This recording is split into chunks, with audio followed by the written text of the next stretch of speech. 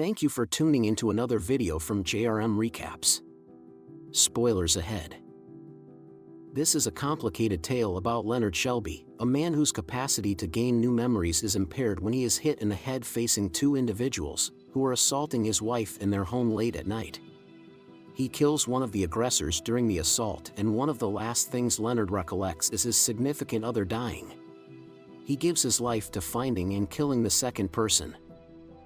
The film shifts back and forth between color and black and white sequences. The black and white clips continue chronologically, while the color clips continue in backward succession. The forward black and white clips and backward color clips rotate until they unite in the middle of the story, which happens toward the end of the film. This plot summary depicts the scenes in chronological order. It is not the plot sequence shown in the film. The story begins in black and white. Leonard Shelby awakens in a room at the discount and baffled with regards to why he is there. The telephone rings and he talks with an unknown person. He tells the person calling that he has anterograde amnesia, a condition which makes him incapable of making new memories. He explains the condition by telling the tale of Sammy John Keys, who had the same issue. Leonard depicts how one must create an arrangement of notes to manage the issues and the motivation to utilize them. Leonard says he has the drive that Sammy never had, and then we see Leonard's tattoo, John G. raped and murdered my wife, as well as different notes and clues tattooed on his body. Leonard proceeds with the story and makes sense that he had recently turned into an insurance investigator when he met Sammy, and was assigned to decide if his condition was covered by his insurance policy. Sammy's condition is different from other instances of anterograde amnesia in that Sammy couldn't learn through conditioning.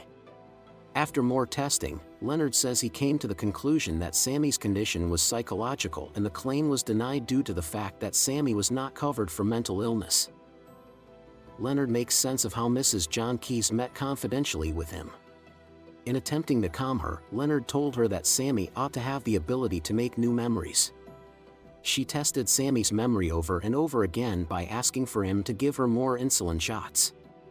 She slipped into a coma and never recuperated from the overdose. Sammy was then restricted to a mental hospital. During this discussion, the caller and Leonard discuss Leonard's mission and the way in which the police didn't trust the tale about the second assailant. The caller distinguishes himself as a police officer and gives Leonard extra hints for his mission. Leonard tattoos that the second aggressor was a drug dealer. The caller informs him that the second assailant is a guy named Jimmy Grants, and lets Leonard know that he has set up a meeting with Jimmy. Leonard consents to meet the caller at the lobby of the inn. In the hall, Leonard meets a man and inquires as to whether he is Officer Gamble. The man asserts that Leonard ought to call him Teddy since he is undercover.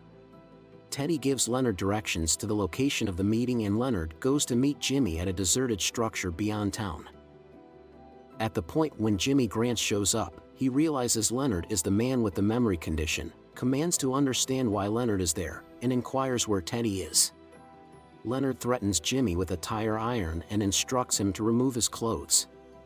Jimmy begs for his life and lets Leonard know that there is $200,000 in the trunk of his vehicle for payment of the drugs that Teddy was supposed to bring to the gathering. Leonard chokes Jimmy, takes a Polaroid photograph of his body, and starts slipping into Jimmy's clothes. As the photograph of Jimmy's body develops, the film continuously goes from black and white into color.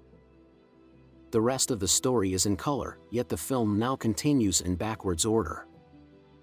As Leonard hauls Jimmy into the cellar, he hears Jimmy mutter Sammy, prior to passing on. Leonard determines that if Jimmy had any awareness of Sammy, he could not be the second aggressor. Teddy shows up at the scene and attempts to persuade Leonard that Jimmy was the man he was after, but Leonard doesn't trust him. Teddy at long last concedes that Jimmy Grants was a drug dealer who had nothing to do with his wife's killing. Teddy then lets Leonard know that his wife lived through the assault. According to Teddy, Sammy John Keys was a fraud who wasn't even married, and it was Leonard's wife who was diabetic. Teddy says he is the cop who investigated his significant other's homicide. He says he trusts him about the second assailant and aided him to find and kill the genuine John G. over 6 months ago. Teddy says that he snapped a photo of a joyful Leonard right after the second assailant was dead. Leonard forgot the killing and began searching for the dead John G. once more. Teddy lets Leonard know there are a lot of John G's to find and concedes that he is even a John G. His entire name is John Edward Gamble and his mom calls him Teddy. Before Lenny can forget Teddy's disclosures, he chooses to proceed with the chase, lying to himself to set himself up to kill Teddy. He puts a note on Teddy's photograph saying "Don't believe his lies," records Teddy's license plate number as John G's, and passes on himself a reminder to get a tattoo of the license plate number, SG137IU. Leonard ditches Teddy by throwing Teddy's vehicle keys into some plants. Leonard then, at that point, leaves his pickup truck at the processing plant and drives away in Jimmy's Jaguar, still wearing Jimmy's clothes. Leonard finds a note in the pocket of Jimmy's suit jacket, which he is wearing. The note is from a person named Natalie telling Jimmy to show up at Ferdy's bar. Not realizing he is wearing Jimmy's clothes and driving Jimmy's vehicle, Leonard thinks the note is for himself and goes to meet Natalie. He enlightens her regarding his condition. Natalie trusts his story after a test.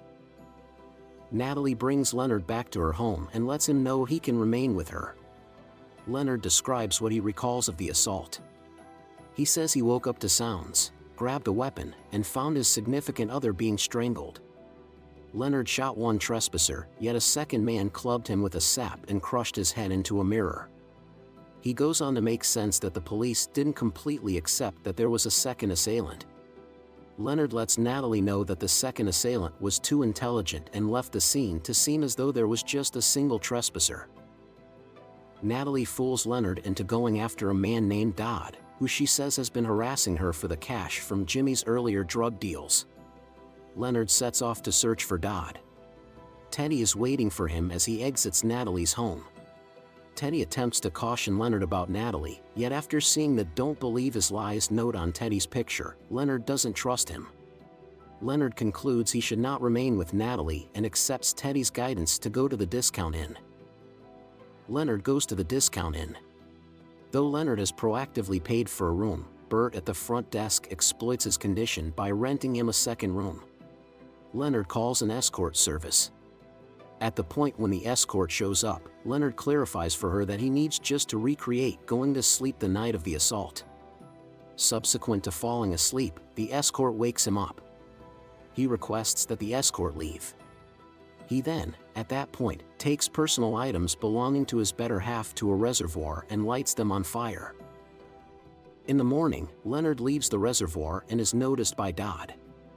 Leonard gets away from Dodd and goes to Dodd's motel to stick around for him.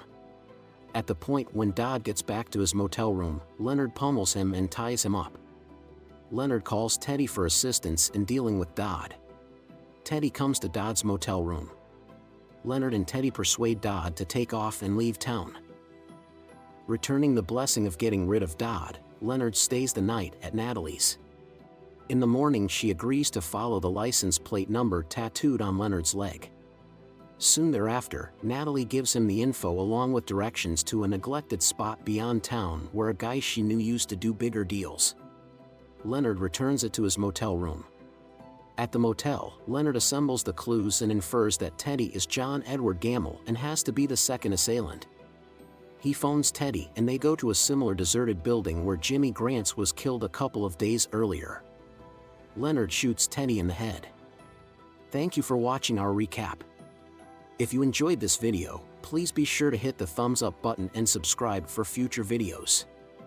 Also, try some of our other videos displayed on screen.